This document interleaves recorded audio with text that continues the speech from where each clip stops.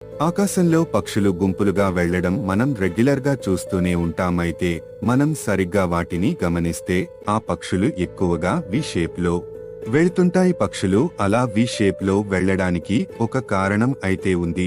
అది ఏంటంటే పక్షులు గాలి వేగాన్ని తగ్గించుకుంటూ వాటి ఎనర్జీని ఆదా చేసుకుంటూ ఇలా వి షేప్లో వెళ్తాయి. అంటే ముందు ఉన్న పక్షి ఎగిరేందుకు రెక్కలు ఆడిస్తే దాని రెక్కల నుంచి వచ్చే గాలితో వెనుక ఉన్న పక్షి తన శక్తిని వాడకుండానే సులభంగా గాలిలో ఎగురుతుంది. దీనితో పాటు ముందున్న పక్షి లీడర్గా వ్యవహరిస్తుంటే మిగతా పక్షులు తోటి పక్షులతో ఢీ కొట్టకుండా ఉండేందుకు వి షేప్ ఉపయోగపడుతుంది.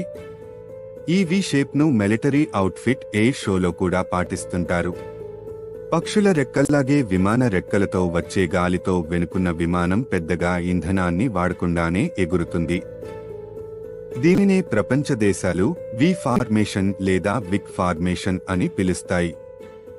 ఈ వీడియో గాని మీకు నచ్చినట్లయితే don't forget to follow, share, comment.